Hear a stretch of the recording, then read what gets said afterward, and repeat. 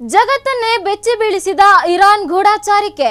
ಹಲವು ದೇಶಗಳಲ್ಲಿ ಹರಡಿರುವ ಇರಾನ್ ಗೂಢಚಾರರು. ಸಿಐಎ, ಕೆಜಿಬಿ, ಮೊಸಾದ್ ಮೀರಿಸಿದ ಇರಾನ್ ಗೂಢಚಾರರು. ಯುರೋಪ್ಗೆ ಭಾರಿ ಶಾಕ್ ಕೊಟ್ಟಿರುವ ಇರಾನ್ ಸ್ಪೈಗಳು. ಇವುಗಳನ್ನೆಲ್ಲ ನೋಡೋಣ ಗೂಢಚಾರಿ ನಂಬರ್ 1 ಇರಾನ್ ಕಾರ್ಯಕ್ರಮದಲ್ಲಿ. ನಾನು ದೀಕ್ಷಾ ಶಾಂತರಾಜ್. ಜಗತ್ತಿನಲ್ಲಿ ಯಾವುದೇ ದೇಶ ಮೇಲುಗೈ ಸಾಧಿಸಬೇಕಾದ್ರೆ ಅದರ ಗೂಢಚಾರಿ ಪಡೆ ಸ್ಟ್ರಾಂಗ್ ಆಗಿ ಇರಬೇಕು. ಈಗ ಜಗತ್ತಿನ ಹಲವು ದೇಶಗಳ ಮೇಲೆ ಇರಾನ್ ನಡೆಸಿರುವ ಗೂಢಚಾರಿಕೆ ಎಲ್ಲವನ್ನ ಬೆಚ್ಚಿ ಬೀಳಿಸಿದೆ. ಏನಿದು ಸುದ್ದಿ ತೋರಿಸ್ತೀವಿ ನೋಡಿ. ಜಗತ್ತನ್ನೇ ಬೆಚ್ಚಿ ಬೀಳಿಸಿದ ಇರಾನ್ ಗೂಢಚಾರಿಕೆ. ಹಲವು ದೇಶಗಳಲ್ಲಿ ಹರಡಿರುವ ಇರಾನ್ ಗೂಢಚಾರರು. ನಿನ್ನೆ ಮೊನ್ನೆಯವರೆಗೂ ಇರಾನ್ ಎನ್ನುವ ದೇಶದಲ್ಲಿ ಒಂದು ಶಕ್ತಿಯುತವಾದ ಗೂಢಚಾರಿ ಪಡೆ ಇದೆ ಎಂದೇ ಜಗತ್ತಿಗೆ ತಿಳಿದಿರಲಿಲ್ಲ. ಇಡೀ ಜಗತ್ತು ಅತ್ಯಂತ ಶಕ್ತಿಶಾಲಿ ಗೂಢಚಾರಿ ಪಡೆ ಎಂದೇ ಹೇಳುತ್ತಿದ್ದ ಹೆಸರು ಇಸ್ರೇಲ್ನ ಮೊಸಾದ್. ಆದರೆ ಇಂದು ಇರಾನ್ನ ಗೂಢಚಾರಿ ಪಡೆ ನಡೆಸಿರುವ ಭಾರೀ ಗೂಢಚಾರಿಕೆ ಇಡೀ ಜಗತ್ತನ್ನೇ ಬೆಚ್ಚಿ ಬೀಳಿಸಿದೆ. ಇರಾನ್ ಎಂದರೆ ಅದೊಂದು ಬಲಹೀನ ದೇಶ. ಅದರ ಬಳಿ ಆಧುನಿಕ ಶಸ್ತ್ರಾಸ್ತ್ರಗಳಿಲ್ಲ, ಆಧುನಿಕ ಯುದ್ಧವಿಮಾನಗಳಿಲ್ಲ ಎಂದೇ ಜಗತ್ತು ಭಾವಿಸಿತ್ತು. ಎಲ್ಲಕ್ಕಿಂತ ಹೆಚ್ಚಾಗಿ ಇರಾನ್ ಬಳಿ ಒಂದು ಗೂಢಚಾರಿ ವಿಭಾಗವೇ ಇಲ್ಲ ಎಂದು ಇಡೀ ಜಗತ್ತು ಇರಾನ್ ಬಗ್ಗೆ ತಿಳಿದುಕೊಂಡಿತ್ತು.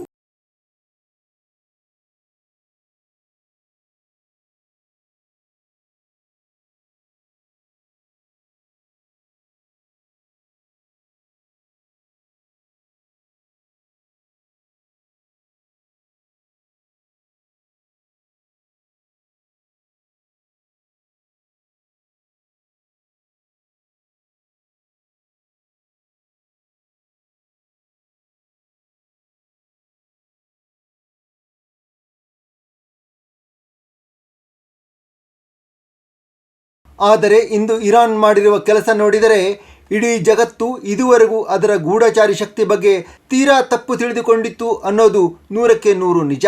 ಇದನ್ನು ಯಾಕೆ ಹೇಳ್ತಿದ್ದೀವಿ ಅಂದರೆ, ಇಂದು ಇರಾನ್ ಯುರೋಪಿನ ಹಲವು ದೇಶಗಳ ವಿರುದ್ಧ ನಡೆಸಿರುವ ರಹಸ್ಯ ಗೂಢಚಾರಿಕೆಯನ್ನು ಹಲವು ದೇಶಗಳ ಗೂಢಚಾರಿಕೆ ಪಡೆಗಳು ಬಹಿರಂಗಗೊಳಿಸಿವೆ. ಇರಾನ್ ಗೂಢಚಾರರು ಈ ದೇಶಗಳಲ್ಲಿ ನಡೆಸಿರುವ ಭಿನ್ನಮತೀಯ ಚಟುವಟಿಕೆ, ಅಲ್ಲಿನ ಆಡಳಿತ ಪಕ್ಷದ ವಿರೋಧ ಪಕ್ಷಗಳ ಜೊತೆ ಸೇರಿಕೊಂಡಿರುವುದು ಬಯಲಾಗಿದೆ. ಇದಿಷ್ಟೇ ಅಲ್ಲ, ಇರಾನ್ ಗೂಢಚಾರರು ಹಲವು ದೇಶಗಳ ಸರ್ಕಾರಿ ಇಲಾಖೆಗಳಲ್ಲೇ ನುಸುಳಿರುವುದು ಇಡೀ ಯುರೋಪನ್ನೇ ಬೆಚ್ಚಿ ಬೀಳಿಸಿದೆ.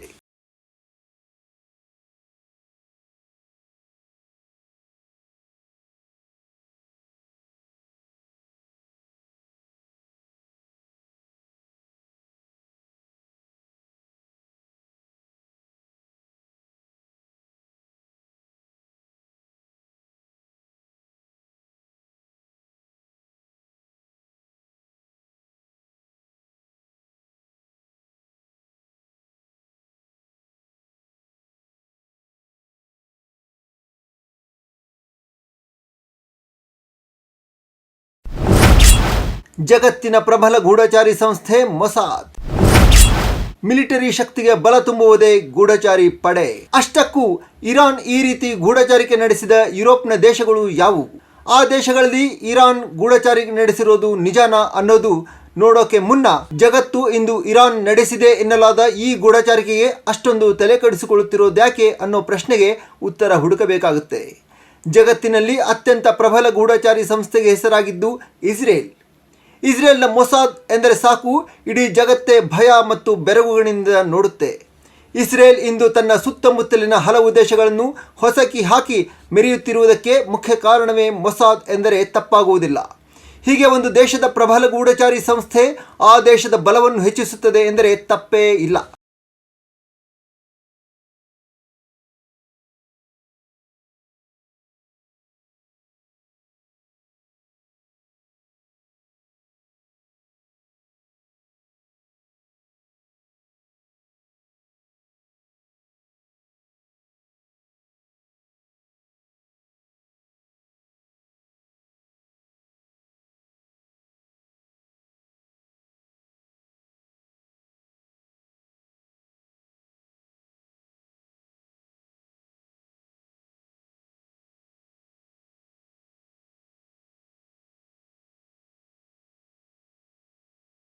ಇಂದು ಜಗತ್ತು ಬದಲಾಗುತ್ತಿದೆ.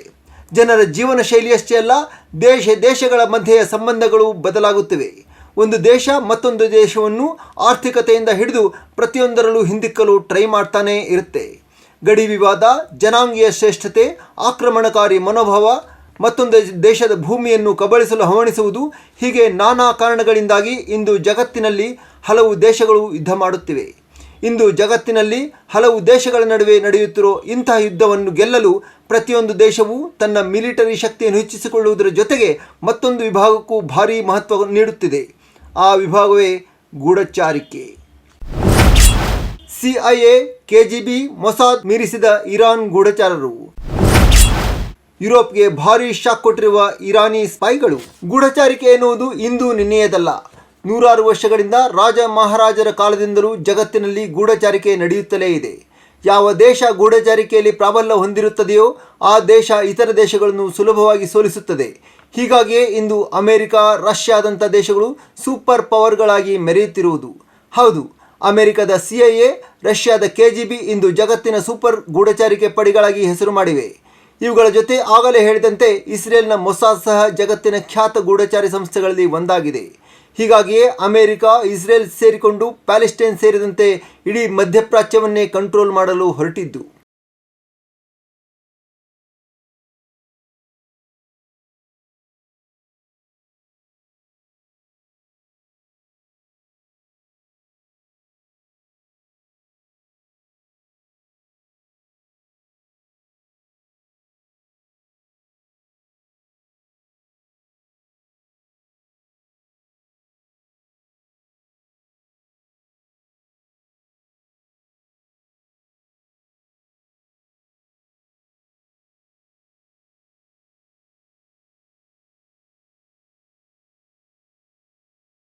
ಆದರೆ ಈಗ ಇಸ್ರೇಲ್ ಗೂಢಚಾರಿ ಪಡೆಯನ್ನು ಮೀರಿಸುವಂಥ ಗೂಢಚಾರಿಕೆಯನ್ನು ಇರಾನ್ ಗೂಢಚಾರರು ಮಾಡಿದ್ದಾರೆ ಎನ್ನುವ ಸುದ್ದಿಯನ್ನು ಯುರೋಪಿನ ಹಲವು ದೇಶಗಳು ಮಾಡಿವೆ.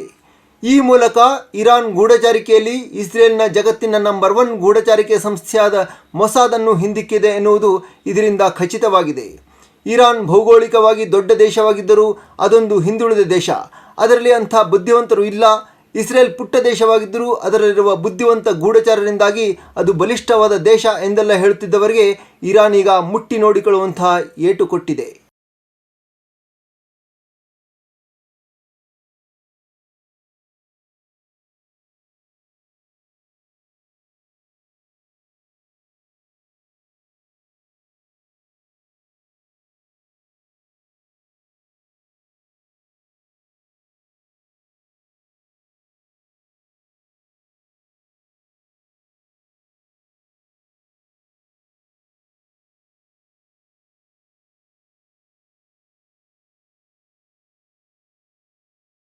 ಇರಾನ್ ದುರ್ಬಲ ರಾಷ್ಟ್ರ ಎಂದುಕೊಂಡಿದ್ದ ಇಸ್ರೇಲ್ಗೆ ಇರಾನ್ ತನ್ನ ಮಿಸೈಲ್ ಪವರ್ ತೋರಿಸಿದೆ.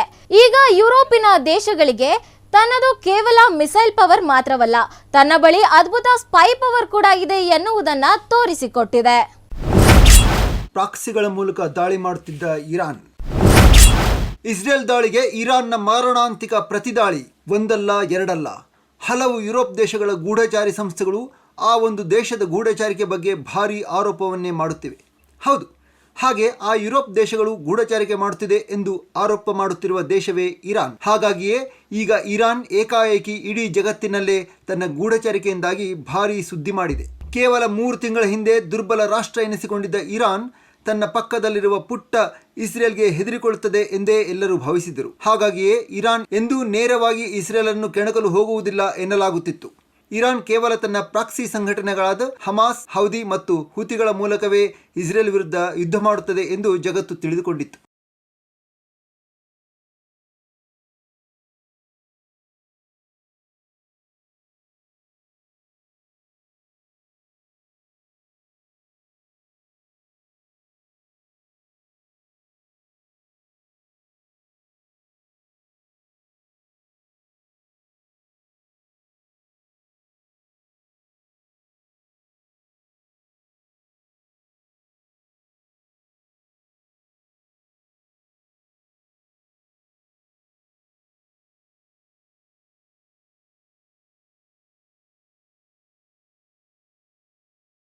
ತನ್ನನ್ನು ತಾನು ಅತ್ಯಂತ ಬಲಶಾಲಿ ದೇಶ ಅಂದುಕೊಳ್ಳುವ ಇಸ್ರೇಲ್ ಸಹ ಇರಾನ್ ದುರ್ಬಲ ರಾಷ್ಟ್ರ ಎಂದೇ ನಂಬಿತ್ತು. ಹಾಗಾಗಿಯೇ ಇರಾನ್ ತನ್ನ ದೇಶದಲ್ಲಿ ನಡೆಸುತ್ತಿದ್ದ ಪರಮಾಣು ಕಾರ್ಯಕ್ರಮಗಳನ್ನು ಕೈಬಿಡಬೇಕು ಎಂದು ಇಸ್ರೇಲ್ ಇರಾನ್ ವಿರುದ್ಧ ಗುರುಗುಟ್ಟುತ್ತಿತ್ತು. ಈ ವಿಷಯವಾಗಿ ಅಮೆರಿಕ ಮೌಖಿಕವಾಗಿ ಎಚ್ಚರಿಸಿ ಅದರ ವಿರುದ್ಧ ದಿಗ್ಬಂಧನಗಳನ್ನು ಹೇರಿದ್ದರೆ, ಇಸ್ರೇಲ್ ಮಾತ್ರ ಅದಕ್ಕಿಂತ ಒಂದು ಹೆಜ್ಜೆ ಮುಂದೆ ಹೋಗಿ ಇರಾನ್ ಮೇಲೆ ವೈಮಾನಿಕ ದಾಳಿಯನ್ನು ಮಾಡಿ ಅದರ ಹಲವು ಪರಮಾಣು ವಿಜ್ಞಾನಿಗಳನ್ನು ಪ್ರಮುಖ ಕಮಾಂಡರುಗಳನ್ನು ಕೊಂದು ಹಾಕಿತ್ತು. ಇದಕ್ಕಾಗಿ ಇಸ್ರೇಲ್ನ ಗೂಢಚಾರಿ ಪಡೆ ಮೊಸಾದ್ ಇರಾನ್ನಲ್ಲಿ ವರ್ಷಗಟ್ಟಲೆ ರಹಸ್ಯವಾಗಿ ತಂತ್ರ ಹೆಣೆದಿತ್ತು. ಹೀಗೆ ತನ್ನ ಸೇನೆಯ ಕಮಾಂಡರ್ಗಳನ್ನು, ಪರಮಾಣು ವಿಜ್ಞಾನಿಗಳನ್ನು ಇಸ್ರೇಲ್ ದಾಳಿ ನಡೆಸಿ ಹತ್ಯೆ ನಡೆಸಿದಾಗಲೇ ಇರಾನ್ ಮುಖ್ಯವಾಹಿನಿಗೆ ಬಂದು ತನ್ನ ಬ್ರಹ್ಮಾಂಡ ಶಕ್ತಿಯ ಪರಿಚಯ ಮಾಡಿದ್ದು.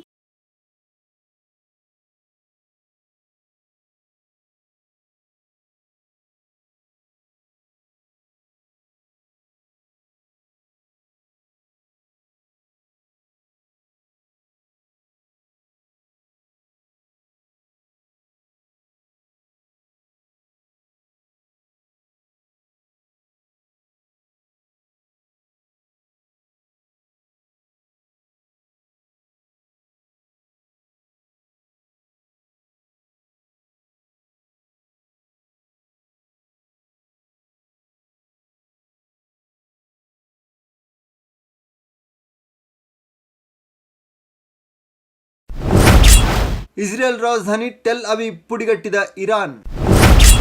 ಪಶ್ಚಿಮದ ಸ್ಪೈಗಳಿಗಿಂತ ಇರಾನ್ ಸ್ಪೈ ಒಂದು ಹೆಜ್ಜೆ ಮುಂದೆ.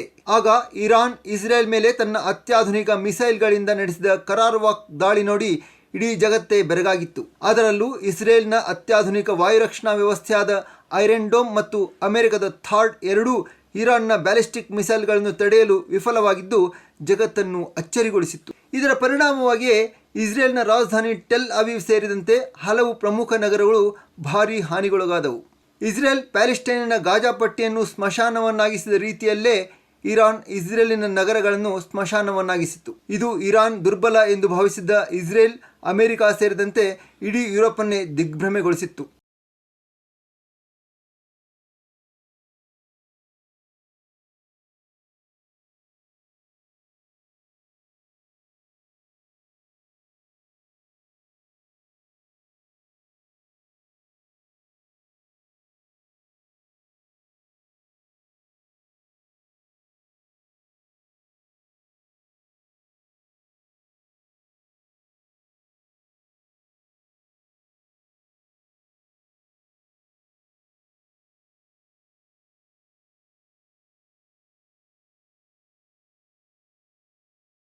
ಇಸ್ರೇಲ್ ಅನ್ನು ಇರಾನ್ ತನ್ನ ಅಗಾಧ ಕ್ಷಿಪಣಿ ಶಕ್ತಿಯ ರುಚಿ ತೋರಿಸಿದಾಗ ಜಗತ್ತಿಗೆ ಅದರ ಅದ್ಭುತ ಶಕ್ತಿಶಾಲಿ ಮಿಸೈಲ್ಗಳ ಬಗ್ಗೆ ಮಾತ್ರ ಗೊತ್ತಾಗಿತ್ತು. ಆದರೆ ಆಗಲೂ ಇಸ್ರೇಲ್ ಹಾಗೂ ಯುರೋಪಿನ ದೇಶಗಳಿಗೆ ಇರಾನಿನ ಗೂಢಚಾರಿ ಪಡೆಯ ಶಕ್ತಿಯ ಬಗ್ಗೆ ಮಾತ್ರ ಇನ್ನೂ ಸರಿಯಾಗಿ ಗೊತ್ತಿರಲೇ ಇಲ್ಲ. ಆದರೆ ಈಗ ಯುರೋಪಿನ ಹಲವು ದೇಶಗಳು ತಮ್ಮ ದೇಶದಲ್ಲಿ ಇರಾನಿನ ಗೂಢಚಾರರು ಹಲವು ಕ್ಷೇತ್ರಗಳಲ್ಲಿ ಒಳ ನುಸುಳಿರುವುದನ್ನು ಪತ್ತೆ ಹಚ್ಚಿವೆ. ಈ ಸುದ್ದಿಯೇ ಈಗ ಇರಾನಿನ ಗೂಢಚಾರಿಕೆ ಪಡೆಯ ಬಗ್ಗೆ ಯುರೋಪ್ ರಾಷ್ಟ್ರಗಳಿಗೆ ಇದ್ದ ತಪ್ಪು ತಿಳುವಳಿಕೆಯನ್ನು ಹೋಗಲಾಡಿಸಿದೆ. ಪಶ್ಚಿಮದ ರಾಷ್ಟ್ರಗಳಿಗೆ ಇರಾನ್ನ ಗೂಢಚಾರಿ ಪಡೆ ಜಗತ್ತಿನ ಬೇರೆಲ್ಲ ಗೂಢಚಾರಿ ಪಡೆಗಳಿಗಿಂತಲೂ ಒಂದು ಹೆಜ್ಜೆ ಮುಂದಿದೆ ಎನ್ನುವುದನ್ನು ಎತ್ತಿ ತೋರಿಸಿದೆ.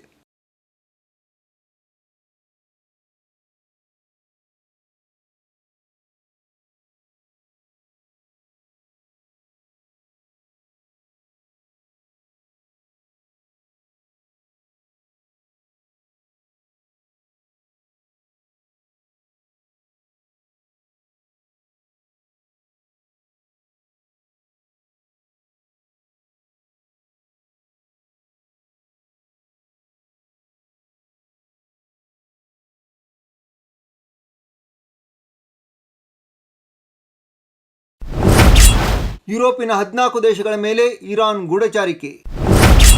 ಬೆಚ್ಚಿಬಿದ್ದ ಬ್ರಿಟನ್, ಜರ್ಮನಿಯಂತಹ ಬಲಿಷ್ಠ ದೇಶಗಳು. ಅಷ್ಟಕ್ಕೂ ಇರಾನ್ ಯುರೋಪಿನ ಎಷ್ಟು ದೇಶಗಳ ವಿರುದ್ಧ ಈ ರೀತಿ ಗೂಢಚಾರಿಕೆ ನಡೆಸಿದೆ ಎನ್ನುವ ಪ್ರಶ್ನೆಗೆ ಉತ್ತರ ಹೇಳ್ತೀವಿ ನೋಡಿ. ಇರಾನ್ ಯುರೋಪಿನ ಒಟ್ಟು 14 ದೇಶಗಳ ವಿರುದ್ಧ ಭಾರಿ ಗೂಢಚಾರಿಕೆ ನಡೆಸಿದೆ ಎನ್ನುವ ವಿಷಯವನ್ನು ಸ್ವತಃ ಯುರೋಪಿನ ಆ ದೇಶಗಳೇ ಒಪ್ಪಿಕೊಂಡಿವೆ. ಹಾಗಾದರೆ ಇರಾನ್ ಗೂಢಚಾರಿಕೆ ನಡೆಸಿದ ಆ ದೇಶಗಳು ಯಾವುವು ಎಂದು ನೋಡುವುದಾದರೆ France, Germany, Britain, Sweden, Denmark, Netherlands, Belgium, Austria, Albania, Switzerland, Italy, Spain, Norway ಮತ್ತು ಸೈಪ್ರಸ್ ದೇಶಗಳ ಮೇಲೆ ಇರಾನ್ ಗೂಢಚಾರಿಕೆ ನಡೆಸಿದೆ ಎಂದು ಹೇಳಲಾಗಿದೆ.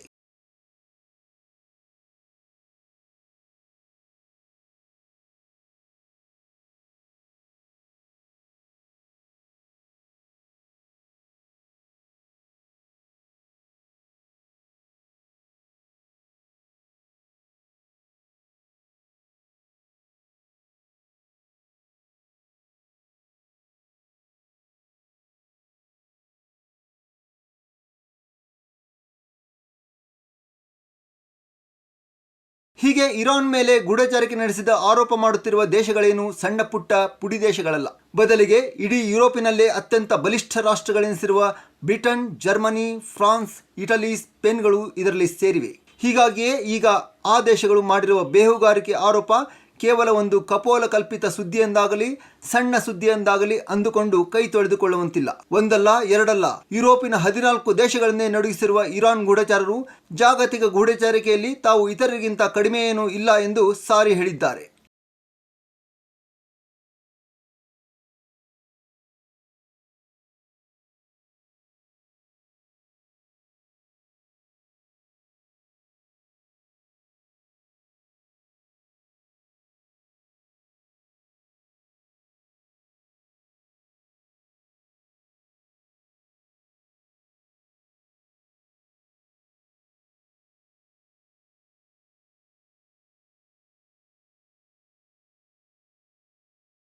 ಗೂಢಚಾರಿಕೆಯಲ್ಲಿ ಜಗತ್ತನ್ನೇ ಬೆಚ್ಚಿ ಬೀಳಿಸಿರುವ ಇರಾನ್ ಯಾವ ದೇಶಗಳಲ್ಲಿ ಏನೆಲ್ಲ ಬೇಹುಗಾರಿಕೆ ಚಟುವಟಿಕೆ ನಡೆಸಿದೆ ಅನ್ನೋದು ಕೇಳಿದ್ರೆ ನೀವು ಬೆಚ್ಚಿ ಬೀಳ್ತೀರಾ.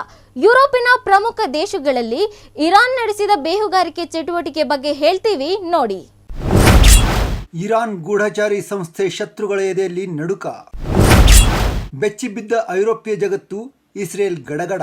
ಇರಾನ್ ಗೂಢಚಾರಿ ಸಂಸ್ಥೆ ಅಂದ್ರೆ ಶತ್ರುಗಳ ಎದೆಯಲ್ಲಿ ನಡುಕ ಶುರುವಾಗುತ್ತೆ. ಐರೋಪ್ಯ ಜಗತ್ತು ಬೆಚ್ಚಿ ಬಿದ್ದಿದೆ, ಇಸ್ರೇಲ್ ಗಡಗಡ ಎನ್ನುತ್ತಿದೆ. ಇರಾನ್ ಗೂಢಚಾರಿಕೆಯಲ್ಲಿ ಇಡೀ ಜಗತ್ತನ್ನೇ ಹಿಂದಿಕ್ಕಿದೆ ಎನ್ನುವಂತಹ ಮಾತನ್ನು ನಾವು ಹೇಳಲು ಕಾರಣಗಳಿವೆ. ಅದರಲ್ಲಿ ಮುಖ್ಯವಾದ ಕಾರಣವೇ ಯುರೋಪಿನ 14 ದೇಶಗಳು ಇರಾನಿನ ಗೂಢಚಾರಿಕೆಗೆ ಬಲಿಯಾಗಿರುವುದು ಮತ್ತು ಆರೋಪ ಮಾಡುತ್ತಿರುವುದು.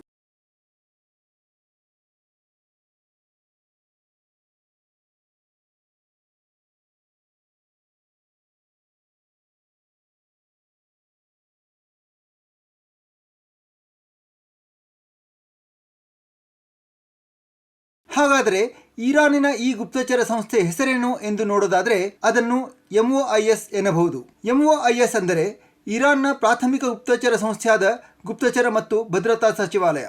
ಇದನ್ನು ವಜಾರತ್ ಎ ಎಟ್ಟೆಲಾತ್ ಅಂತ ಕೂಡ ಕರೀತಾರೆ. ಇದನ್ನು ಸಂಕ್ಷಿಪ್ತವಾಗಿ VAJA ವಜಾ ಅಂತಲೂ ಕರೆಯಲಾಗುತ್ತದೆ. ದೇಶೀಯವಾಗಿ ಮತ್ತು ಅಂತಾರಾಷ್ಟ್ರೀಯವಾಗಿ ತನ್ನ ಕೆಲಸದಿಂದಾಗಿ ಇದು ಇರಾನ್ನ 3 ಸಾರ್ವಭೌಮ ಸಚಿವಾಲಯಗಳಲ್ಲಿ ಒಂದಾಗಿದೆ.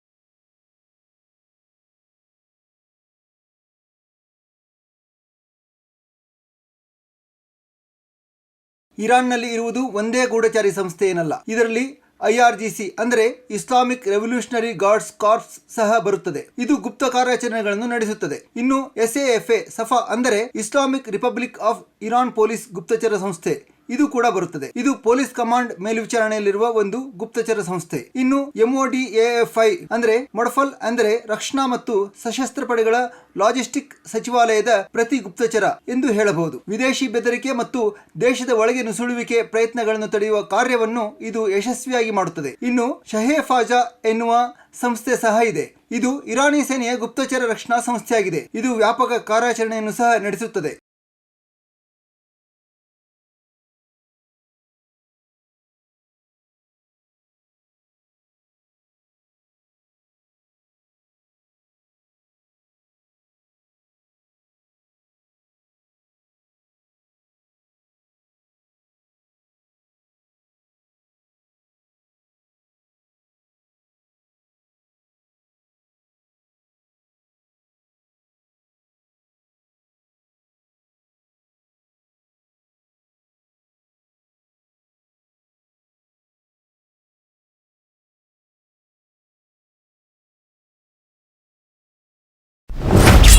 ಯುರೋಪಿನ ದೇಶಗಳಲ್ಲಿ ಅಪಹರಣ, ಕೊಲೆ ಸಂಚು, ಸೈಬರ್ ಬೇಹುಗಾರಿಕೆಯನ್ನು ಮಾಡಿರುವ ಇರಾನ್. ಈಗ ನಾವು ಯುರೋಪಿನ 14 ದೇಶಗಳಲ್ಲಿ ನಡೆಸಿದ ಗೂಢಚಾರಿಕೆ ಚಟುವಟಿಕೆಗಳ ಬಗ್ಗೆ ನೋಡೋದಾದ್ರೆ ಅವುಗಳಲ್ಲಿ ಹತ್ಯೆ ಸಂಚುಗಳು, ಅಪಹರಣಗಳು ಸೇರಿವೆ ಎಂಬ ಆರೋಪಗಳಿವೆ. ಯುರೋಪ್ನಲ್ಲಿ ವಾಸಿಸುವ ಇರಾನಿನ ಭಿನ್ನಮತೀಯರು, ಪತ್ರಕರ್ತರು ಮತ್ತು ಕಾರ್ಯಕರ್ತರನ್ನು ಅಪಹರಿಸಲು ಅಥವಾ ಕೊಲ್ಲಲು ಇರಾನಿನ ಏಜೆಂಟರು ಸಂಚು ಹೂಡಿದರು ಎಂಬ ಆರೋಪ ಹೊರಿಸಲಾಗಿದೆ. ಇದಕ್ಕೆ ಉದಾಹರಣೆಯಾಗಿ 2022ರಲ್ಲಿ ನ್ಯೂಯಾರ್ಕ್ನಲ್ಲಿ ನಡೆದಿದ್ದ ಮಾಸಿ ಅಲಿನೆಜಾದ್ ಹತ್ಯೆ ಸಂಚನ್ನು ನೋಡಬಹುದು. ಮಾಸಿ ಅಲಿನೆಜಾದ್ ಯಾರು ಎಂದು ನೋಡುವುದಾದ್ರೆ ಇವರು ಇರಾನಿನ ಅಮೆರಿಕನ್ ಕಾರ್ಯಕರ್ತ. ಇನ್ನು 2023ರಲ್ಲಿ ಜರ್ಮನಿಯಲ್ಲಿಯೂ ಇರಾನಿ ಏಜೆಂಟರು ಬೇಹುಗಾರಿಕೆ ನಡೆಸಿದ್ದರು ಎಂಬ ಆರೋಪವಿದೆ. ಇನ್ನು ಇರಾನ್ ಸೈಬರ್ ಬೇಹುಗಾರಿಕೆಯನ್ನು ಸಹ ಮಾಡಿದೆ. ಇರಾನಿನ ಬೇಹುಗಾರಿಕೆ ಸಂಸ್ಥೆಯ ಹ್ಯಾಕಿಂಗ್ ಏಜೆಂಟರು ಯುರೋಪಿಯನ್ ಅಧಿಕಾರಿಗಳು, ಪತ್ರಕರ್ತರು ಮತ್ತು ಎನ್ಜಿಒಗಳನ್ನು ಗುರಿಯಾಗಿಸಿ ದಾಳಿ ಮಾಡಿದ್ದರು. ಹೀಗೆ ಇತರ ದೇಶಗಳಲ್ಲಿ ಬೇಹುಗಾರಿಕೆ ನಡೆಸುವ ಇರಾನಿನ ಏಜೆಂಟರು ಆ ದೇಶದ ರಾಜತಾಂತ್ರಿಕ ಸ್ಥಾನಗಳನ್ನು ಬಳಸಿಕೊಂಡಿದ್ದಾರೆ ಎನ್ನುವ ಆರೋಪವೂ ಇದೆ. ಹೀಗೆ ಇತರ ದೇಶಗಳಲ್ಲಿ ಬೇಹುಗಾರಿಕೆ ನಡೆಸುವ ಇರಾನಿನ ಏಜೆಂಟರು ಆ ದೇಶದ ರಾಜತಾಂತ್ರಿಕ ಸ್ಥಾನಗಳನ್ನು ಬಳಸಿಕೊಂಡಿದ್ದಾರೆ ಎನ್ನುವ ಆರೋಪವೂ ಸಹ ಇದೆ. ಹೀಗೆ ಹಲವು ಯುರೋಪ್ ದೇಶಗಳು ಆರೋಪ ಮಾಡುತ್ತಿರುವ ಇರಾನಿನ ಗೂಢಚಾರಿ ಸಂಸ್ಥೆಯಲ್ಲಿರುವ ಹಲವು ಪ್ರಮುಖ ವ್ಯಕ್ತಿಗಳನ್ನು ನೋಡುವುದಾದರೆ ಅದರಲ್ಲಿ ಪ್ರಮುಖವಾಗಿ ಇಸ್ಮಾಯಿಲ್ ಖಾನಿಯನ್ನು ಹೆಸರಿಸಬಹುದು. ಇವರು ಐಆರ್ಜಿಸಿ ಕುರ್ದ್ ಫೋರ್ಸ್ನ ಪ್ರಸ್ತುತ ಕಮಾಂಡರ್. ಇನ್ನು ಮತ್ತೊಬ್ಬ ವ್ಯಕ್ತಿ ಅಂದ್ರೆ ಇಸ್ಮಾಯಿಲ್ ಖತೀಬ್. ಇವರು ಪ್ರಸ್ತುತ ಗುಪ್ತಚರ ಇಲಾಖೆ ಸಚಿವ. ಇನ್ನು ಅಬ್ದುಲ್ಲಾ ರೆಜಾನಿ ಅಂತ ಹಲವಾರು ಹೆಸರುಗಳನ್ನು ನಾವು ಇರಾನಿನ ಗುಪ್ತಚರ ಏಜೆಂಟ್ ರೂಪದಲ್ಲಿ ನೋಡಬಹುದು. ಸ್ವೀಡನ್, ಡೆನ್ಮಾರ್ಕ್ಗಳಲ್ಲಿ ಹಲವು ಶಂಕಿತ ಏಜೆಂಟರ ಬೇಟೆ. ಯುರೋಪ್ ಅನುಸರಿಸುವ ನೀತಿಯಿಂದ ಕೆರಳಿರುವ ಇರಾನ್. ಹೀಗೆ ಇರಾನ್ ಗುಪ್ತಚರ ಸಂಸ್ಥೆ ಏಜೆಂಟರು ಮಾಡಿರುವ ಬೇಹುಗಾರಿಕೆ ಕಾರಣಗಳಿಂದಾಗಿ ಯುರೋಪಿನ ಬಹುಪಾಲು ದೇಶಗಳು ಇರಾನ್ ರಾಜತಾಂತ್ರಿಕ ಅಧಿಕಾರಿಗಳನ್ನು ಉಚ್ಚಾಟನೆ ಮಾಡಿದ್ದವು. ಅವುಗಳಲ್ಲಿ ಫ್ರಾನ್ಸ್, ಜರ್ಮನಿ, ಬೆಲ್ಜಿಯಂ ಮುಂತಾದ ದೇಶಗಳಿವೆ. ಹಾಗೆಯೇ ಸ್ವೀಡನ್, ಡೆನ್ಮಾರ್ಕ್ ಮತ್ತು ಅಲ್ಬೇನಿಯಾದಲ್ಲಿ ಹಲವಾರು ಶಂಕಿತ ಇರಾನಿ ಏಜೆಂಟ್ಗಳನ್ನು ಬಂಧಿಸಲಾಗಿದೆ. ಇದೇ ಕಾರಣಗಳನ್ನು ನೀಡಿ ಯುರೋಪಿಯನ್ ಯೂನಿಯನ್ ಇರಾನಿನ ಅಧಿಕಾರಿಗಳ ಮೇಲೆ ಹಲವು ನಿರ್ಬಂಧಗಳನ್ನು ವಿಧಿಸಿದೆ.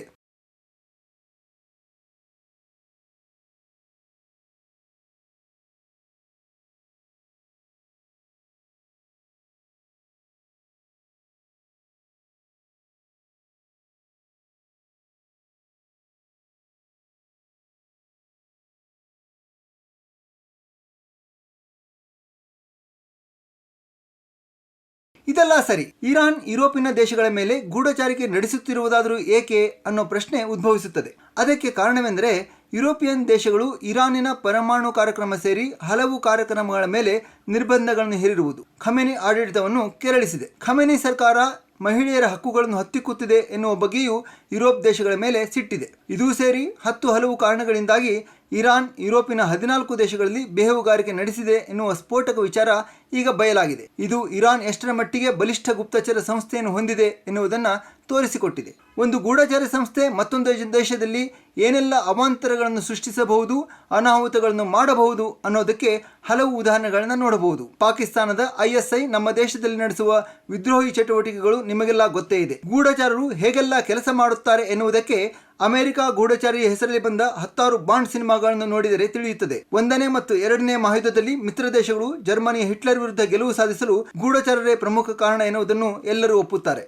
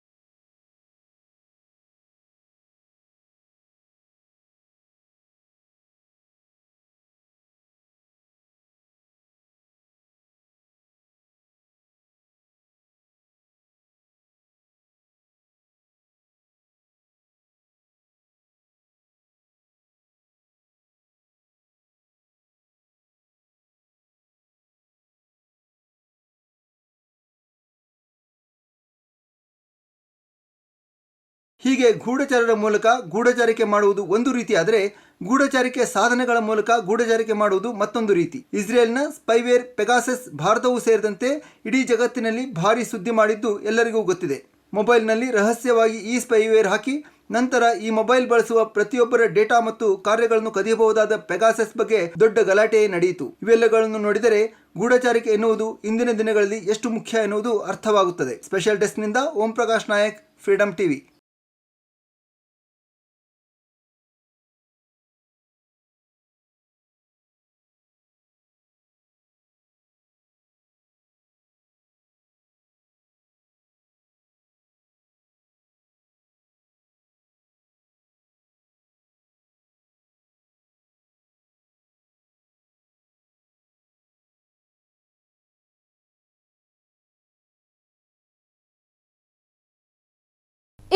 ದುರ್ಬಲ ರಾಷ್ಟ್ರವಲ್ಲ. ಅದರ ಮಿಸೈಲ್ ಪವರ್ ಮತ್ತು ಸ್ಪೈ ಪವರ್ ಎರಡೂ ಯುರೋಪಿನ ದೇಶಗಳನ್ನ ಮೀರಿಸುವಂತಿದೆ. ಇದನ್ನ ಇರಾನ್ ಗೂಢಚಾರಿಕೆ ನಡೆಸುತ್ತಿದೆ ಎನ್ನುವ ದೇಶಗಳ ಆರೋಪವೇ ಸಾರಿ ಹೇಳುತ್ತಾ ಇದೆ. ಇದಾಗಿತ್ತು ಇವತ್ತಿನ ಫ್ರೀಡಂ ಸ್ಪೆಷಲ್. ನೋಡ್ತಾ ಇರಿ ಫ್ರೀಡಂ ಟಿವಿ, ಇದು ಜನಸಾಮಾನ್ಯರ ಶಕ್ತಿ.